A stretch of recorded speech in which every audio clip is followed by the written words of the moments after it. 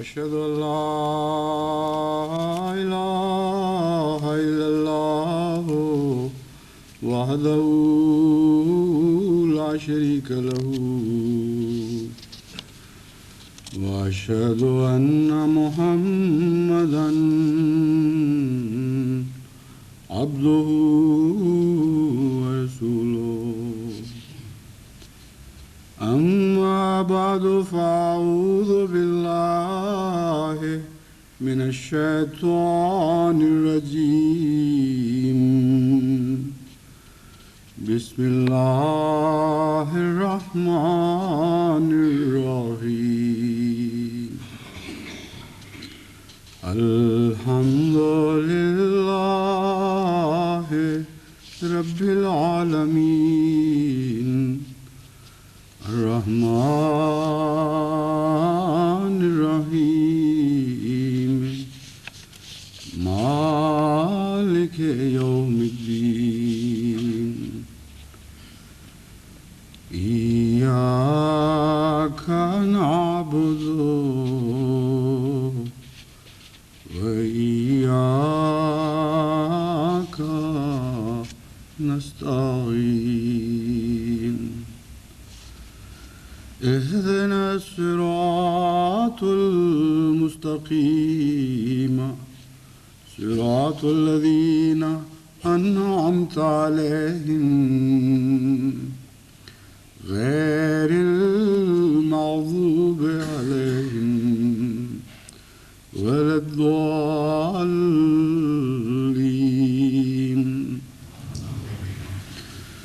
كنتم خير أمة أخرجت للناس تأمرون بالمعروف وتنهون عن المنكر وتؤمنون بالله ولو آمن أهل الكتاب لكان خيرا لهم منهم المؤمنون وأكثرهم الفاسقون ليسوا سواء من أهل الكتاب أمة قائمة يتلون آيات الله آناء الليل وهم يسجدون يؤمنون بالله واليوم الآخر ويأمرون بالمعروف وينهون عن المنكر ويسارعون في الخيرات وأولئك من الصالحين وما يفعلوا من خير فلن يكفروه والله عليم بالمتقين.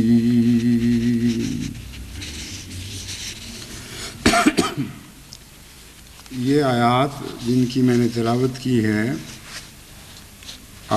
سورہ آل عمران سے لی گئی ہیں. پہلی آیت جو تلاوت کی تھی وہ 111 نمبر کی آیت ہے اور دوسری 3 آیات 114 تا 116 ہیں.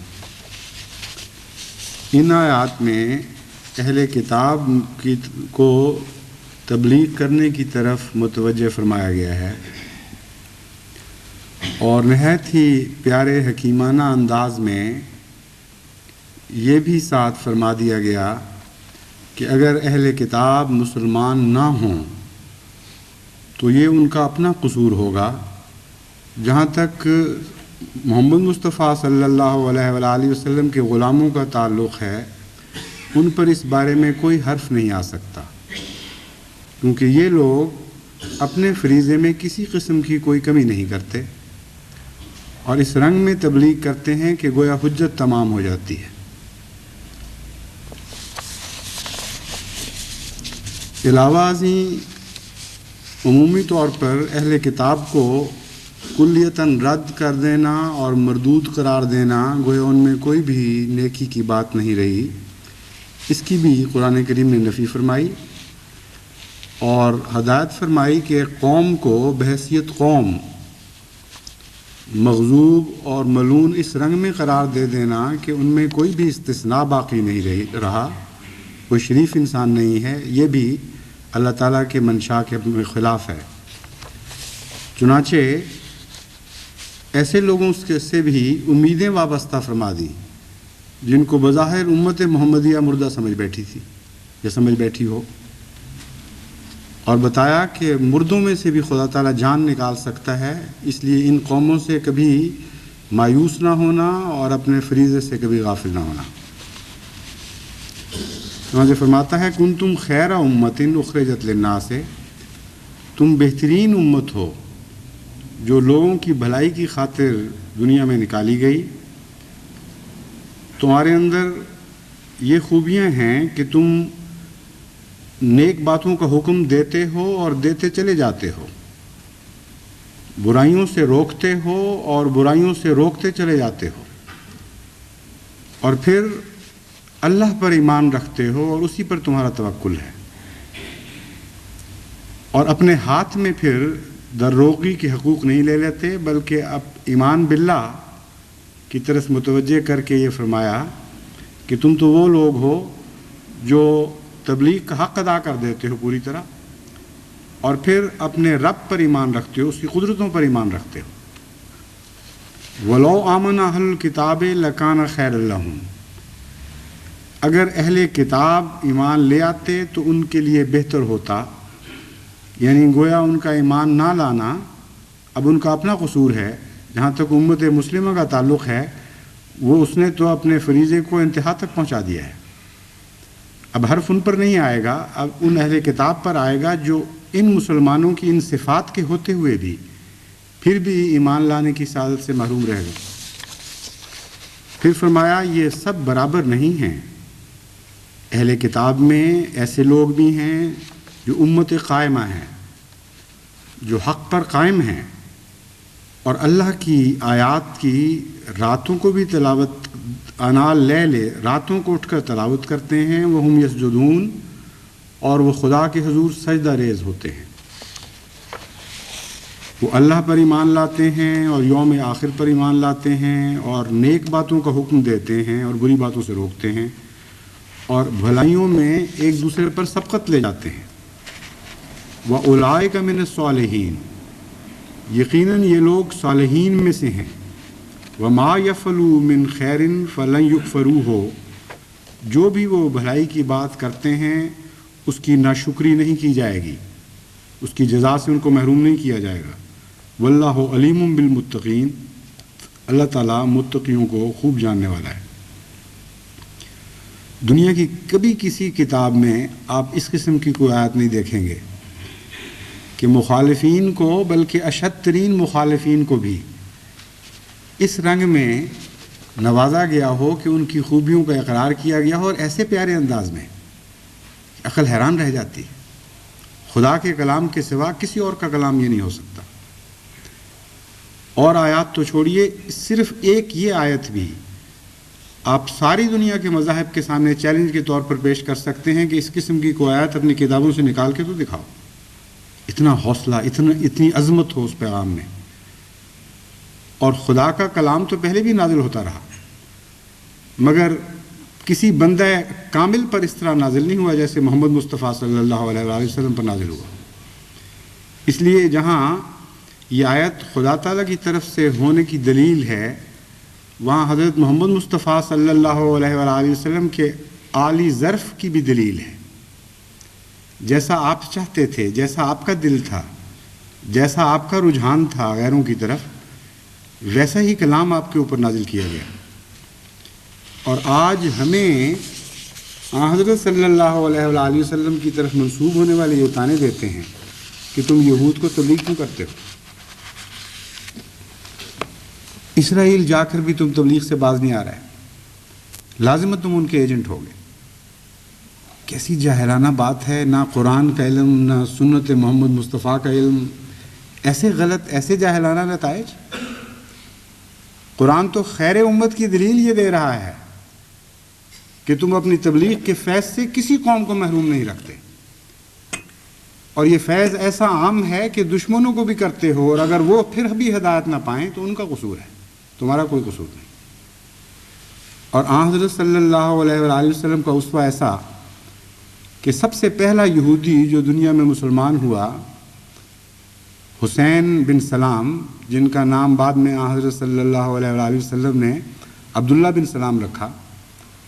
وہ آن حضور کی ذاتی تبلیغ سے ہوا، اور پھر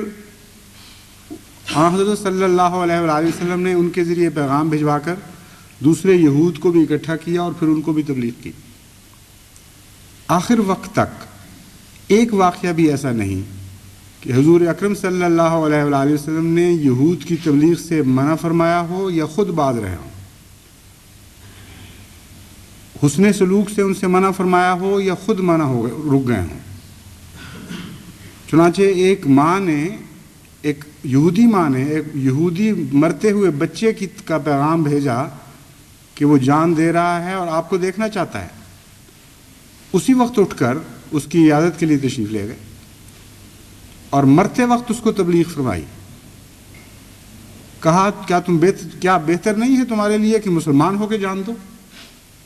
اس نے کہا ہاں یا رسول اللہ، میرے لیے یہی بہتر ہے، اور اس طرح اس نے جان دی۔ یہ ہے اسوہ محمد مصطفیٰ صلی اللہ علیہ وسلم۔ یہ ہمیں کس اسوے کی طرف بلاتے ہیں؟ ایک جنازہ گزر رہا تھا، حضرت اقدس محمد مصطفیٰ صلی اللہ علیہ وسلم اٹھ کے کھڑے ہو گئے اور پریشان آوازیں آئیں چاروں طرف سے، یا رسول اللہ یہ تو یہودیہ کا جنازہ ہے۔ ایک روایت میں آتا ہے آپ نے فرمایا اس میں جان نہیں تھی مرنے سے پہلے، اور پھر اس قسم کے کلمات فرمائے جس سے شرف انسانی قائم ہوتا ہے۔ فرمایا دکھ سب کے برابر ہوا کرتے ہیں، عزت سے محمد مصطفیٰ صلی اللہ علیہ وسلم جن کی خاطر کائنات کو پیدا کیا گیا، ایک یہودیہ کا جنازہ گزرتے ہوئے اٹھ کے کھڑے ہو جاتے ہیں۔ اور آج یہ نفرتوں کی تعلیمیں دینے والے، اسلام کی طرف، اسلام پر خود اتہام لگانے والے، محمد مصطفیٰ صلی اللہ علیہ وآلہ وسلم کے پاک اسوہ پر دردناک الزامات لگانے والے لوگ آج ہمیں یہ کہتے ہیں کہ تم اسوہ محمد کے پیچھے کیوں چل رہے ہو، ہمارے اسوہ کے پیچھے کیوں نہیں چلتے؟ ہم تو کبھی کسی قیمت پر بھی تمہارے اسوے کو قبول نہیں کریں گے۔ ایک ہی اسوہ ہے ہمارے لیے، ہمیشہ کے لیے ایک ہی اسوہ ہے، وہ ہمارے آقا و مولا محمد مصطفیٰ صلی اللہ علیہ وآلہ وسلم کا اسوہ ہے۔ اسی اسوے پر ہم پیدا ہوئے، اسی پر جئیں گے، اسی پر ہم جان دیں گے۔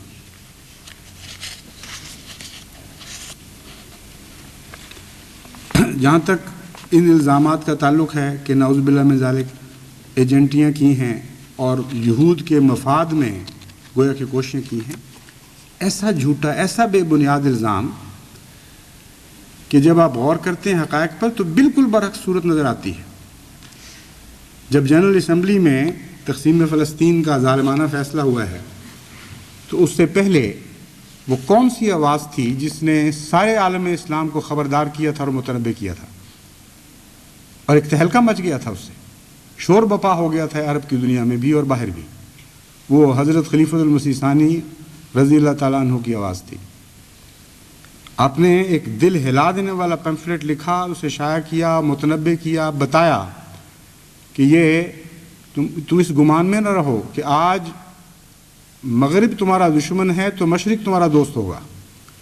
یا مشرق تمہارا دشمن ہے تو مغرب تمہارا دوست ہوگا۔ میں تمہیں بتاتا ہوں کہ آج امریکہ بھی تمہارا دوست نہیں ہے اور روس بھی تمہارا دوست نہیں ہے، ان کے درمیان اسلام کے خلاف سازش ہو چکی ہے۔ یہ اپنی دشمنیوں کو اسلام کی دشمنی کی وجہ سے بھلا بیٹھے اور ایک ہو گئے ہیں۔ کیا تم میں غیرت نہیں ہے؟ کیا تم میں اسلام کی ایسی محبت نہیں کہ تم اسلام کی محبت میں اپنی دشمنیوں کو بھلا کر ایک ہو جاؤ؟ ایسا عظیم کلام تھا، اس طرح ہلا کر جھنجھوڑ کے مسلمانوں کو بیدار کیا کہ اس کی بازگشت مدتوں تک عرب کی دنیا میں سنائی دیتی رہی۔ اور پھر جب یہ ظالمانہ فیصلہ ہو گیا تو پھر ایک اور مضمون شائع فرمایا اور اسے بھی بڑی کثرت سے شائع کیا، اور بعد میں کیا کیا اقدامات مسلمانوں کو کرنے چاہیے جو اس کھوئی ہوئی بازی کو دوبارہ جیتنے میں مدد دے سکیں، اس کے متعلق روشنی ڈالی۔ اس وقت جو عرب دنیا کا حال تھا، جس طرح وہ احمدیت کی ممنون تھی، وہ تو ایک لمبا ذکر ہے۔ میں ایک اقتباس آپ کو پڑھ کے سناتا ہوں، جس سے نہ صرف عرب دنیا کے تاثرات ملیں گے، بلکہ استعماری طاقتوں نے اس پر کیا رد عمل دکھایا اور اس آواز کو کیا اہمیت دی، اس کا بھی ذکر اس سے ملتا ہے۔ ایک بزرگ عراق کے صحافی بہت مشہور ہیں، الاستاذ علی الخیاط، ان کا ایک اخبار الانباء کے نام سے نکلتا ہے، ایک مشہور معروف موقر جریدہ ہے۔ اس میں انہوں نے لکھا ایک تفصیلی مضمون ہے، جس میں سے میں یہ اقتباس آپ کو سناتا ہوں۔ یہ غیر ملکی حکومتیں ہمیشہ کوشش کرتی ہیں کہ مسلمانوں میں مختلف نعرے لگوا کر منافرت پیدا کی جائے، اور بعض فرقے احمدیوں کی تکفیر اور ان پر نکتہ چینی کے لیے کھڑے ہو جائیں۔ مجھے اس امر کی پوری اطلاع ہے کہ در حقیقت یہ سب کارروائی استعماری طاقتیں کروا رہی ہیں، کیونکہ فلسطین گزشتہ جنگ کے ایام میں 1948 عیسوی میں استعماری طاقتوں نے خود مجھ کو اعلی کار بنانے کی کوشش کی تھی۔ میں ان دنوں ایک ظرافتی پرچے کا ایڈیٹر تھا، اور اس کا انداز حکومت کے خلاف نکتہ چینی کا انداز تھا۔ چنانچہ انہی دنوں مجھے ایک غیر ملکی حکومت کے نمائندے مقیم بغداد نے ملاقات کے لیے بلایا، اور کچھ چاپلوسی اور میرے انداز نکتہ چینی کی تعریف کرنے کے بعد مجھے کہا کہ آپ اپنے اخبار میں قادیانی جماعت کے خلاف زیادہ سے زیادہ دل آزار طریق پر نکتہ چینی جاری رکھیں، کیونکہ یہ جماعت دین سے خارج ہے۔ یعنی ایک استعماری طاقت کو اسلام کی اس قدر فکر لاحق ہو گئی کہ ایک ایڈیٹر کو بلا کے کہتے ہیں کہ تم نکتہ چینی خوب جاری رکھو، یہ اسلام دین سے خارج ہے، یہ جماعت دین سے خارج ہے۔ آگے وہ پھر میں کچھ حصہ مضمون کا چھوڑتا ہوں۔ یہ ان دنوں کی بات ہے جب 1948 میں ارض مقدسہ کا ایک حصہ کاٹ کر صہیونی حکومت کے سپرد کر دیا گیا تھا، اور اسرائیلی سلطنت قائم ہونی تھی، اور میرا خیال ہے کہ مندرجہ بالا سفارت خانے کا یہ اقدام در حقیقت ان دو ٹریکٹروں کا عملی جواب تھا جو تقسیم فلسطین کے موقع پر اسی سال جماعت احمدیہ نے شائع کیے تھے۔ ایک ٹریکٹ کا عنوان ہیئت الامم المتحدہ و قرار و تقسیم فلسطین تھا، جس میں مغربی استعماری طاقتوں اور صہیونیوں کی ان سازشوں کا انکشاف کیا گیا تھا جن میں فلسطینی بندرگاہ کو یہودیوں کے سپرد کر دینے کا منصوبہ بنایا گیا تھا۔ دوسرا ٹریک الکفر و ملت واحدہ کے عنوان سے شائع ہوا، جس میں مسلمانوں کو کامل اتحاد اور اتفاق رکھنے کی ترغیب دی گئی تھی۔ یہ وہ واقعہ ہے جس کا مجھے ان دنوں ذاتی طور پر علم ہوا تھا، اور مجھے پورا یقین ہے کہ جب تک احمدی لوگ مسلمانوں کی حمایت میں، مسلمانوں کی جماعت میں اتفاق پیدا کرنے کے لیے کوشاں رہیں گے، جن سے استعماری طاقتوں کی پیدا کردہ حکومت اسرائیل کو ختم کرنے میں مدد مل سکے، تب تک استعماری طاقتیں بعض لوگوں اور بعض فرقوں کو اس بات پر آمادہ کرنے میں کوئی دقیقہ فروگزاشت نہیں کریں گی کہ وہ احمدیوں کے خلاف اس قسم کی نفرت انگیزی اور نکتہ چینی کرتے رہیں تاکہ مسلمانوں میں اتحاد نہ ہو سکے۔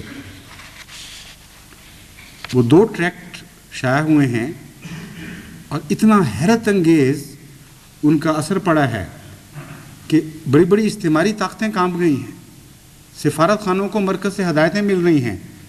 کہ پیسے دو اخباروں کو، ان سے تعلقات قائم کرو، اور جس طرح بھی ہو احمدیوں کے خلاف ایک موومنٹ کا آغاز کر دو۔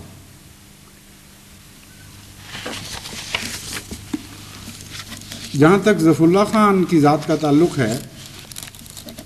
اس کے متعلق تو یہ الزام ایسا ہی عجیب و غریب لگتا ہے کہ فلسطین کے مفاد کے خلاف گویا آپ نے ایسی تقریریں کی کہ مفاد فلسطین سبوتاج ہو گیا. عجیب بے حیائی ہے کہ ساری عرب دنیا کو تو اس بات کا علم نہیں، پاکستان کے ملاؤں کو پتہ لگ گیا اس بات کا، جن پر گزر رہی تھی، جن کی مقصد کے لیے وہ دن رات ایک کیے ہوئے تھے، اپنی جان ہلکان کر رہے تھے، اپنی تمام خدادہ طاقتوں کو استعمال میں لا رہے تھے. ان عربوں کو نہیں پتہ چلا اس بات کا، لیکن پاکستان کے احراریوں کو پتہ چل گیا، جماعت اسلامی کو پتہ چل گیا، اور موجودہ حکومت پاکستان کو علم ہو گیا کہ اصل واقعہ کیا تھا. عرب کیا جانتے تھے وہ ان کی زبان سے سنیے. عبدالحمید الکاتب رسالہ العربی مہجون 83 کے شمارہ میں ایک مضمون لکھ رہے ہیں. یعنی صرف اس وقت ان کو علم نہیں تھا، آج تک یاد ہیں وہ باتیں. اور جب احمدیت کی مخالفت زوروں پر ہے تب بھی بعض ایسے حق پرست ہیں جو اس بات کو تسلیم کرنے سے میں باک نہیں رکھتے. کہتے ہیں محمد ظفر اللہ خان ہی وہ شخص ہے کہ جو فلسطین کے حق کے دفاع میں مرد میدان ثابت ہوا. اس نے فلسطین کے بارے میں عربوں کے حقوق کے دفاع میں خدا کی طرف سے ودیت کی گئی قدرت علی الخطاب اور قانون و سیاست میں قابلیت کے ہر جوہر کو آزمایا. اس کے کلام کی نبض حقیقی اسلامی روح کے ساتھ چلتی تھی. اور ان دنوں میں جب یہ مسئلہ فلسطین ابھی تازہ تھا اور چودھری صاحب اس عظیم جد و جہد میں مصروف تھے جو ایک تاریخی حیثیت کی حامل ہے، عرب لیگ ایک اور کوشش ہوئی ہے بڑی مکروہ، چودھری صاحب کو عالم اسلام سے باہر نکالنے اور ان کی خدمات سے عالم اسلام کو محروم کرنے کی. چنانچہ یہ کوشش فلسطین کے مفتی کے ذریعے ہوئی، اور شاہ فاروق جو استعماری طاقتوں کے ایجنٹ کے طور پر معروف ہیں اور بعد میں ان کا تختہ الٹ دیا گیا، انہوں نے خود فلسطین کے مفتی کو کہا کہ ظفر اللہ خان کے خلاف ایک فتویٰ دے دو بڑا سخت، تاکہ یہ جو عالم اسلام، یعنی کہا تو نہیں ہوگا لیکن مقصد یہی تھا کہ عالم اسلام کی جو خدمات کرنے والا بطل جلیل ہے اس سے عالم اسلام محروم رہ جائے، اور جماعت احمدیہ کے خلاف فتوے دو. چنانچہ جب یہ فتوے شائع ہوئے تو اس وقت چونکہ تازہ تھی خدمات کی یاد، بلکہ وہ غالباً وہی ابھی گزر چکا تھا دور لیکن یاد تازہ تھی. اس وقت جنرل عبد الرحمن اعظام پاشا جو عرب لیگ کے سیکریٹری تھے، انہوں نے یہ بیان دیا، میں حیران ہوں کہ آپ نے، مخاطب کر کے اس کو کہتے ہیں مفتی کو یا اس جریدہ کو جس میں شائع ہوا تھا،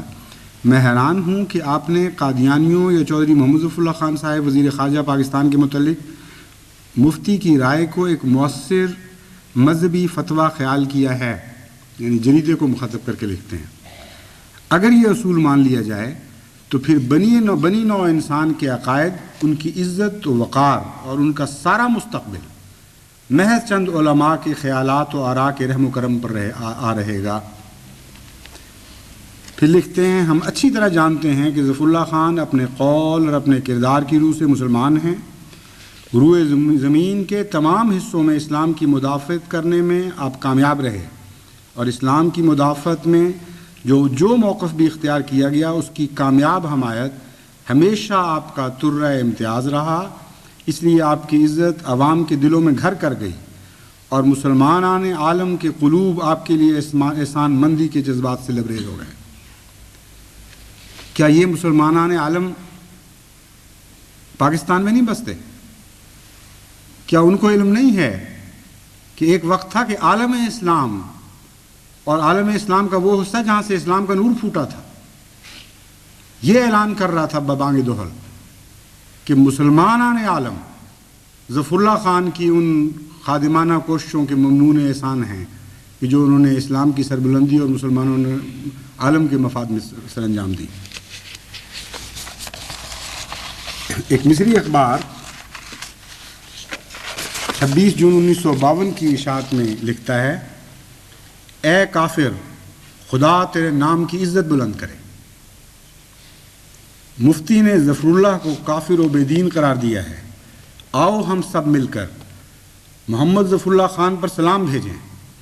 ظفر اللہ خان کافر کے کیا کہنے، ان جیسے اور بڑے بڑے دسیوں کافروں کی ہمیں ضرورت ہے۔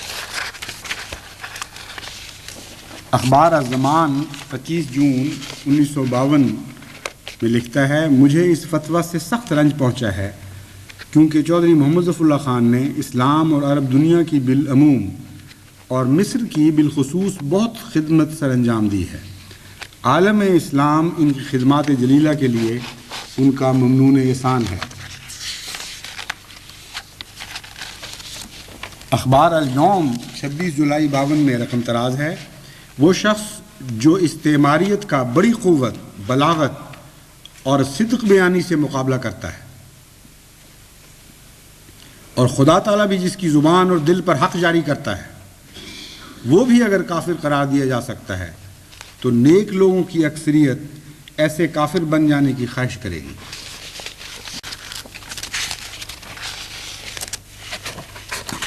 اور اخبار بیروت المساء رقم طراز ہے کہ شیخ مخلوف اور ظفر اللہ خان کے درمیان نمایاں فرق ہے۔ اول ذکر مسلم غیر عامل ہے، یعنی مفتی صاحب مسلم غیر عامل ہیں، اور اگر شیخ مذکور عمل کرتا بھی ہے تو تفرقہ انگیزی کے لیے۔ برخلاف اس کے ظفر اللہ خان مسلم عامل الخیر ہے۔ اللہ تعالیٰ نے قرآن کریم کی آیات میں ہمیشہ ایمان اور عمل صالح کو اکٹھا ذکر کیا ہے۔ ہاں، ایمان اور عمل صالح کے باوجود مسلمانوں کو کافر قرار دینا کتنی ہی دور از عقل بات ہے۔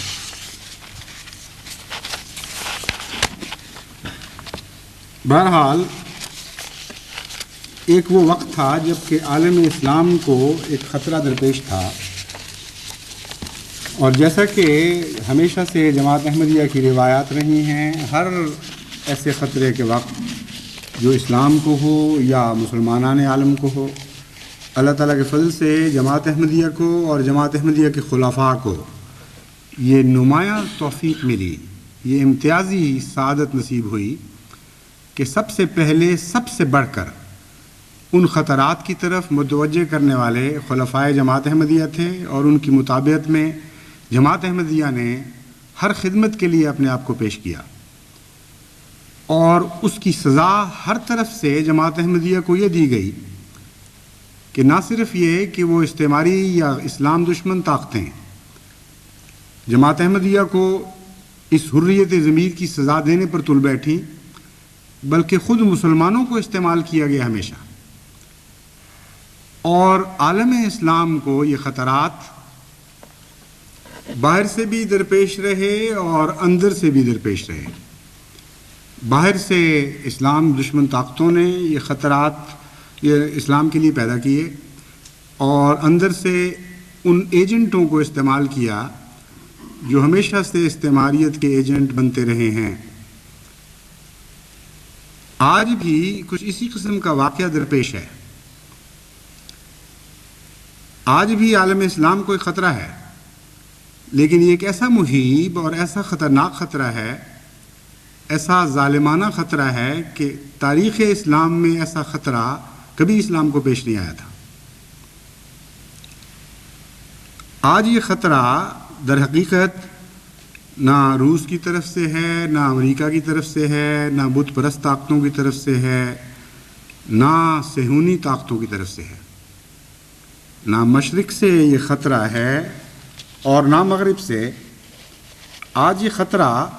اسلام کو ایک ایسی حکومت کی طرف سے ہے جو مسلمان حکومت ہونے کی دعوے دار ہے،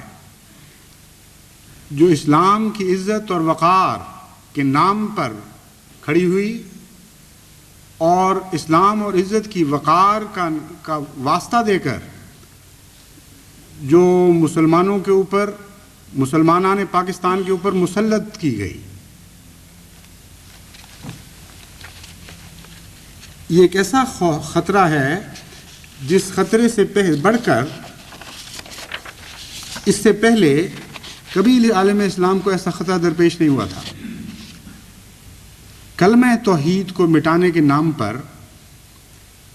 غیر مسلم کوششیں مختلف وقتوں میں ہمیں تاریخ میں نظر آتی ہیں، سب سے زیادہ خوفناک اور بھیانک کوشش خود حضرت صلی اللہ علیہ وآلہ وسلم کے زمانے میں کی گئی تھی، لیکن مسلمانوں کی طرف سے اس کوشش کا تصور بھی موجود نہیں تھا۔ اسلام کی طرف منسوب ہونے والے اپنے بدبخت ہاتھوں کو کلمہ مٹانے کے لیے استعمال کریں گے، کوئی مسلمان وہم و گمان بھی نہیں کر سکتا تھا اس بات کا۔ یہ وہ صحرا ہے جو آج پاکستان کی آمرانہ حکومت کے سر باندھا جا رہا ہے، اور ایک نئی تاریخ، ایک نہایت ہی بھیانک اور خوفناک خونی تاریخ آج پاکستان میں لکھی جا رہی ہے، اور کلمہ کی اور اسلام کی حفاظت اور اسلام کی خدمت کا یہ تصور پیش کیا جا رہا ہے کہ اسلام کی بنیادوں پر حملہ کرو، کلمہ توحید پر حملہ کرو، کلمہ رسالت پر حملہ کرو، اور اگر احمدی کلمہ رسالت اور کلمہ توحید کی عزت سے باز نہ آئیں اور اسے تسلیم کرنا نہ چھوڑیں اور اس کے اقرار سے توبہ نہ کریں تو ان کو سخت سے سخت سزائیں دو۔ یہ ہے جو آج کا شدید ترین حملہ اسلام کے خلاف ایک اسلامی کہلانے والے ملک کی سرزمین سے اٹھا ہے، اور جس نے ساری فضا کو دھندلا دیا ہے اور گندا کر دیا ہے، اور اس کی کس طریق پر یہ خدمات کی جا رہی ہیں اس کا صرف ایک نمونہ میں آج آپ کے سامنے پیش کرتا ہوں۔ ایک احمدی نوجوان جس کو کلمہ لکھنے کے جرم میں پکڑا گیا وہ اپنے قلم سے اس سرگزشت لکھ رہے ہیں کہ مجھ پر پھر کیا بیتی اور کس طرح پاکستان کی آمرانہ حکومت کے کارندوں نے اسلام کی خدمت سر انجام دی۔ وہ لکھتے ہیں کہ جب مجھے پکڑا تو پولیس والے نے مجھے مکوں سے مارنا شروع کر دیا۔ ایک اور پولیس کا سپاہی بھی آ گیا، دونوں نے مل کر پہلے تھپڑوں اور مکوں سے خدمت کی۔ سامنے دکان جس میں پولیس نے چوکی بنائی ہوئی تھی، وہاں ایک لکڑی کے ڈبے میں لٹا کر مجھے مارا گیا۔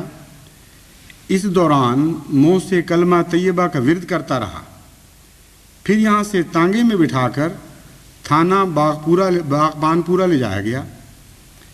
رستے میں بھی تھپڑ اور مکے مارتے گئے، اور میں ربنا افرغ علینا صبرا وثبت اقدامنا وانصرنا علی القوم الکافرین پڑھتا رہا۔ تھانہ باغبان پورا گجرانوالا میں پہنچ کر ایک کہنے لگا اسے لٹاؤ اور 2-4 لگاؤ۔ مجھے کہا گیا لیٹو، میں نہ لیٹتا تھا، اس پر 2 آدمی آگے آئے، ایک نے سر کے بال پکڑے، دوسرے نے بازو کو مروڑا، تیسرے نے ٹانگیں کھینچی، اور اس طرح مجھے زمین پر گرا دیا گیا۔ اور پھر ایک کے ہاتھ میں ایک ہنٹر تھا، اس ہنٹر سے 7-8 ضربات لگائیں۔ ہر ضرب پر میں کلمہ طیبہ اونچی آواز میں پڑھتا تھا۔ تو کہتے تھے تم تو کافروں میں سے آئے ہو، اور ضرب لگاتے پھر کہتے اے کافر کلمہ پڑھتے ہو، اور ضرب لگاتے اور پھر کہتے کہ تمہارا کلمہ نکالتے ہیں۔ بڑے کلمہ پڑھنے والے آئے۔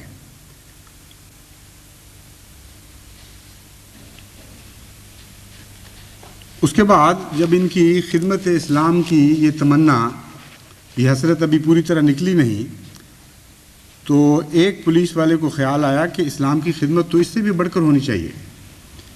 چنانچہ اس نے کہا، حکم دیا کہ اس کی شلوار اتارو۔ پھر شلوار اتارنے کے لیے جدوجہد شروع ہو گئی۔ 5-7 سپاہی مل کر شلوار اتارنے میں کامیاب ہوئے، اور پھر مجھے الٹا لٹا کر ننگی پیٹھ پر ضربات لگائی گئیں، مگر خدا نے منہ سے صرف کلمہ طیبہ اونچی آواز میں بلند کرنے کی سعادت بخشی۔ الحمدللہ علی ذالک۔ بعد ازاں انسپکٹر تھانہ کے حضور پیش کیا گیا، اور ان کے حکم سے پاؤں کو کڑا ڈال دیا گیا۔ نمازیں وغیرہ بیٹھ کر ادا کیں۔ شام عشاء کے بعد چند سپاہی اکٹھے ہو کر آ گئے اور پوچھنے لگے اپنے مرزے کی باتیں سناؤ،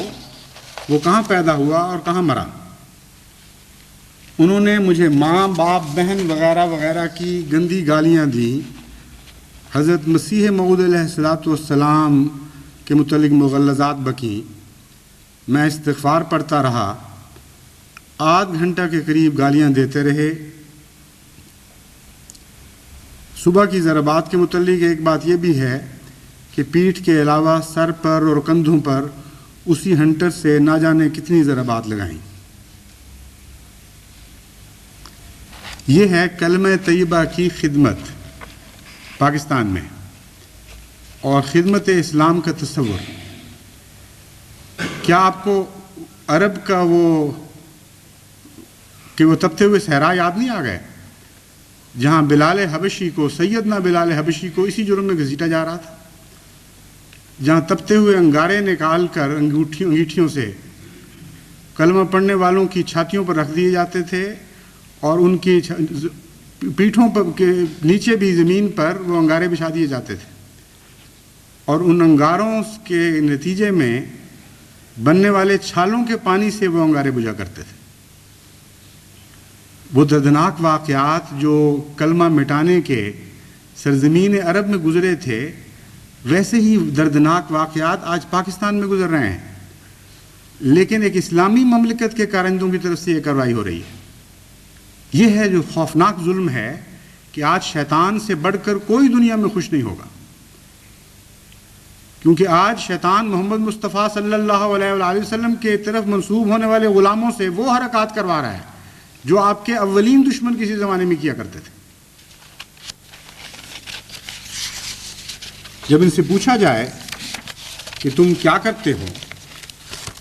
کوئی عقل، کوئی شعور تم میں باقی نہیں رہا، تو بہت بڑی بڑی دلیلیں دیتے ہیں۔ ایک دلیل ان دلائل میں سے یہ ہے کہ تم تو ناپاک لوگ ہو، اور کلمہ پڑھو گے یا کلمہ سینوں سے لگاؤ گے تو اس کلمے کی بے حرمتی ہوگی،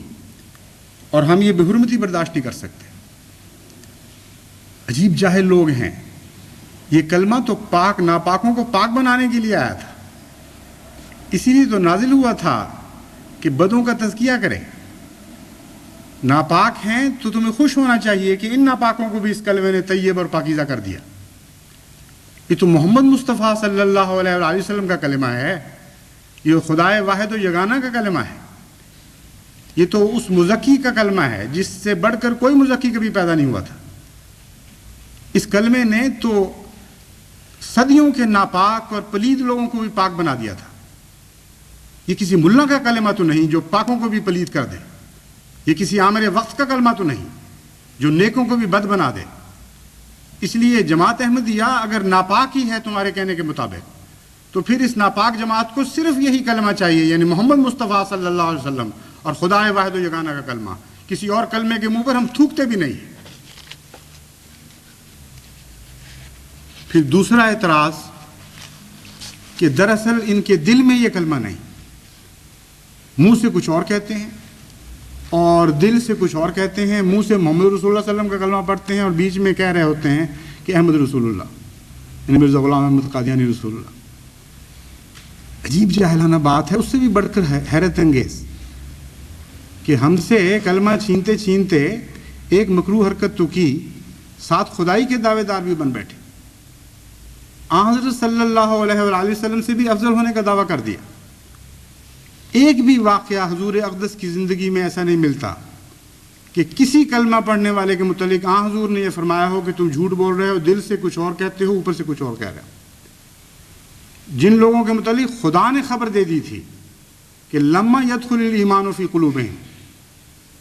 کہ ان کے دلوں میں ایمان نے جھانک کے بھی نہیں دیکھا، داخل ہی نہیں ہوا، ان کو بھی، ان میں سے ایک کو بھی حضرت صلی اللہ علیہ وآلہ وسلم نے یہ نہیں فرمایا کہ تمہارا منہ کا کلمہ اور ہے اور دل کا کلمہ اور ہے، بلکہ ایسے ایسے واقعات ہیں کہ ان کے تصور سے بھی انسان حیران رہ جاتا ہے کہ کس عظمت اور کس شان کا اور کس وسیع حوصلے اور وسیع قلب کا وہ نبی تھا۔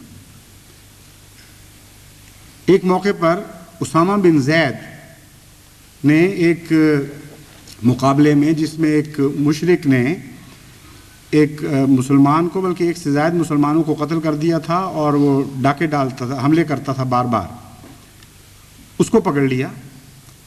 اور جب وہ اس کو مارنے لگے تو اس نے کلمہ پڑھ دیا، اس کے باوجود انہوں نے اس کو قتل کر دیا۔ اور خود بتاتے ہیں، مسلم کتاب الایمان کی حدیث ہے کہ جب حضرت صلی اللہ علیہ وآلہ وسلم سے میں نے عرض کیا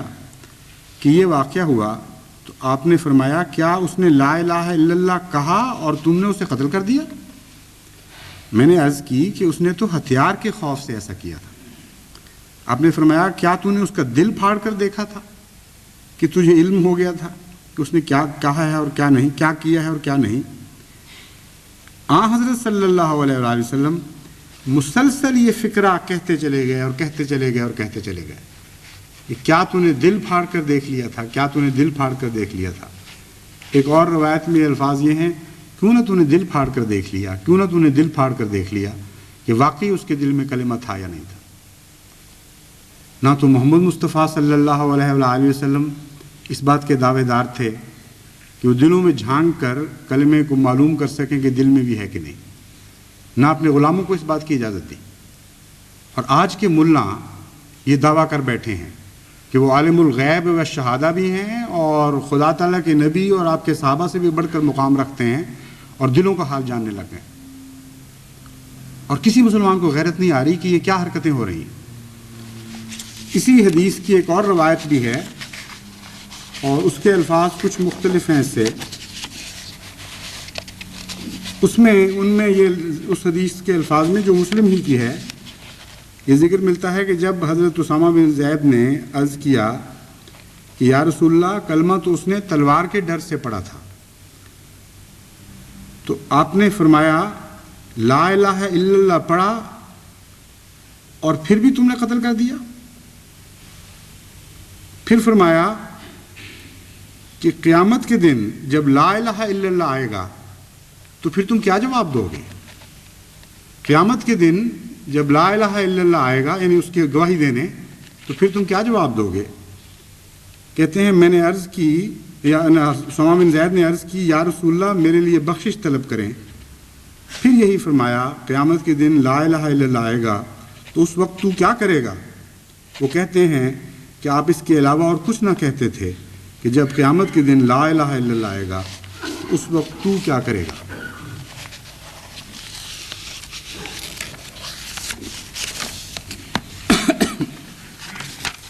یہ وہ حالات ہیں جو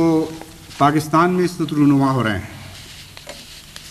اور جیسا کہ میں نے بیان کیا ہے اسلام کے نام پر مسلط کی جانے والی ایک آمرانہ حکومت نہایت ہی خوفناک حملے اسلام کی بنیادوں پر کر رہی ہے، اور عالم اسلام خواب غفلت میں سویا پڑا ہے۔ وہ دو رسائل جن کا میں نے ذکر کیا ہے یہ اس وقت لکھے گئے تھے جب کہ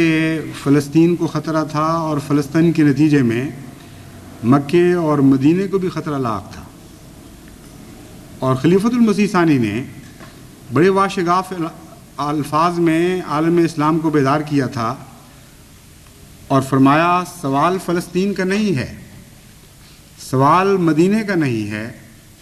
سوال یروشلم کا نہیں ہے، سوال خود مکہ مکرمہ کا ہے، سوال زید اور بکر کا نہیں، سوال محمد رسول اللہ صلی اللہ علیہ وآلہ وسلم کی عزت کا ہے۔ دشمن باوجود اپنی مخالفتوں کے اسلام کے مقابل پر اکٹھا ہو گیا ہے، کیا مسلمان باوجود ہزار اتحاد کی وجوہات کے اس موقع پر اکٹھا نہیں ہوگا؟ لیکن آج جب کلمے پر یہ ناپاک حملہ کیا گیا ہے تو میں عالم اسلام کو مخاطب کر کے یہ کہتا ہوں کہ آج نہ فلسطین کا سوال ہے، نہ یروشلم کا سوال ہے، نہ مکہ مکرمہ کا سوال ہے، آج اس خدائے واحد و یگانہ کی عزت اور جلال کا سوال ہے جس کے نام سے ان مٹی کے شہروں نے عظمت پائی تھی، ان اینٹ پتھر کے گھرانوں کو تقدس نصیب ہوا تھا جس کے عظیم نام سے۔ آج اس کی وحدت پر حملہ کیا جا رہا ہے، آج اس کی وحدانیت پر حملہ کیا جا رہا ہے۔ آج مکے اور مدینے کا سوال نہیں، آج تو ہمارے آقا و مولا شاہ مکی و مدنی کی عزت اور حرمت کا سوال ہے۔ آج سوال یہ ہے کہ کیا مسلمانوں کے سینوں میں کوئی غیرت باقی نہیں رہی؟ کیا ان کے دل پر زخم نہیں لگتے؟ کیا ان کی غیرت پہ لرزہ طاری نہیں ہو جاتا یہ دیکھ کر کہ مسلمانوں کے ہاتھ کلمے کی طرف، کلمہ مٹانے کی طرف اٹھ رہے ہیں، اور جب کوئی مسلمان اس کام کے لیے نہیں ملتا تو پاکستان کی اس آمرانہ حکومت میں اسلام کے دشمن عیسائیوں کو اس کام کے لیے استعمال کیا جاتا ہے۔ جب کوئی شریف شہری نہیں ملتا تو مجرم پکڑ کے حوالات سے یا جیل خانوں سے بلائے جاتے ہیں اور ان کے ذریعے سے پاک کلمہ طیبہ مٹوایا جاتا ہے، جس میں یہ اقرار کیا ہوتا ہے کہ اللہ کے سوا اور کوئی معبود نہیں اور محمد مصطفیٰ صلی اللہ علیہ وسلم اس کے بندے اور رسول ہیں۔ بس یہ جو ناپاک تحریک آج صدر ضیاء الحق کی کوک سے جنم لے رہی ہے، اور وہ یہاں بھی ذمہ دار ہیں اس کے، اور قیامت کے دن بھی اس کے ذمہ دار ہوں گے، اور نہ کوئی دنیا کی طاقت ان کو بچا سکے گی، نہ مذہب کی طاقت ان کو بچا سکے گی، کیونکہ آج انہوں نے خدا کی عزت و جلال پر حملہ کیا ہے۔ آج محمد مصطفیٰ صلی اللہ علیہ وآلہ وسلم کے پاک نام کے تقدس پر وہ ہم شخص حملہ کر بیٹھا ہے۔ سوال یہ ہے کہ احمدی تو تیار ہیں، وہ کلمے کی حفاظت میں اپنا سب کچھ قربان کرنے کے لیے تیار ہیں اور 1 انچ بھی پیچھے نہیں ہٹیں گے، مگر اے عالم اسلام، تم کیوں اس سعادت سے محروم بیٹھے ہو؟ کیا تم میں کوئی غیرت اسلام کی ہمدردی اور کلمہ توحید کی محبت کی کوئی رمق بھی تمہارے اندر باقی نہیں رہی؟ میں تمہیں بلاتا ہوں، اس وحدت کی طرف بلاتا ہوں جس میں سارا عالم اسلام مشترک ہے۔ یہ وہ ایک ہی تو جان ہے عالم اسلام کی جس میں کوئی اختلاف نہیں اور کوئی شک نہیں۔ شیعہ بھی اسی طرح کلمہ توحید سے وابستہ ہے جیسے سنی وابستہ ہے، احمدی بھی اسی طرح وابستہ ہے جس طرح کے وہابی اور دیگر فرقوں والے وابستہ ہیں۔ یہ روح ہے اسلام کی، اس روح پر آج حملہ کیا جا رہا ہے۔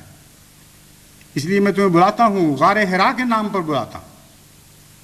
جس سے صوت حق ایک دفعہ اس شان سے نکلی تھی کہ سارے عالم پر اس نے لرزہ طاری کر دیا تھا۔ میں تمہیں بلال حبشی، سیدنا بلال حبشی کے نام پر بلاتا ہوں کہ آؤ تم بھی اس غلام سے سبق سیکھو جس نے کلمے کی حفاظت کے لیے اپنے سارے آرام بیچ ڈالے تھے اور ایسے دکھ برداشت کیے کہ ان کے تصور سے بھی آج انسان کے رونگٹے کھڑے ہو جاتے ہیں۔ اگر تم آؤ گے اور اس نیک کام میں احمدیوں کے ساتھ شامل ہوگے تو میں تمہیں خوشخبری دیتا ہوں کہ تم ہمیشہ زندہ رہو گے اور دنیا کی کوئی طاقت تمہیں مٹا نہیں سکے گی۔ تم زمین پر بھی اجر پاؤ گے اور آسمان پر بھی اجر پاؤ گے، اور خدا تعالیٰ کی رحمتیں اور برکتیں ہمیشہ تمہارے کاشانوں پر برستی رہیں گی۔ لیکن اگر تم نے اس آواز پر لبیک نہ کہا تو تم سے بڑھ کر محروم پھر اس دنیا میں اور کوئی نہیں ہے کہ محمد مصطفیٰ کی طرف منسوب ہونے کے بعد جب آپ کے نام پر حملہ کیا گیا، خدا کی وحدانیت کے گیت گاتے ہوئے جب اس وحدانیت پر حملہ کیا گیا تو تم آرام سے بیٹھے رہے اور اپنی سیاسی مشغلوں اور سیاسی مسالے کی خاطر تم نے ایک ذرہ بھی اس بات کی پرواہ نہیں کی۔ پھر یہ آسمان اور یہ زمین تم پہ رحمت نہیں بھیجیں گے، بلکہ ہمیشہ تمہارا نام لعنت کے ساتھ یاد کیا جاتا رہے گا۔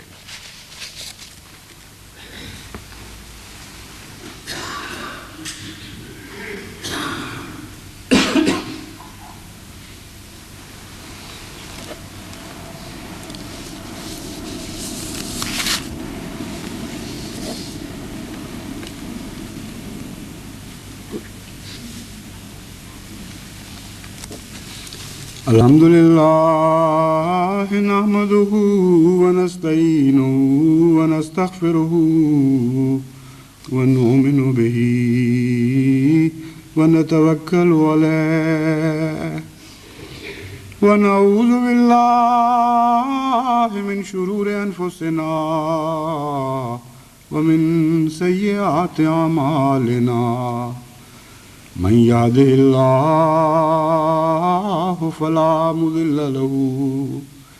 ومن يضلله فلا هادي له ونشهد أن لا إله إلا الله وحده لا شريك له ونشهد أن محمدا عبده ورسوله۔ جنازہ تو نہیں ہے غائب، آج ایک خط آیا ہوا تھا، آپ نہیں ملا؟ کسی کا خط آیا تھا جنازہ غائب کی، ہمارے ایک مبلغ ہیں کوئی جن کی ساس وفات پا گئی ہیں افریقہ میں. عباد اللہ رحمکم اللہ ان اللہ یامر بالعدل والإحسان وإیتاء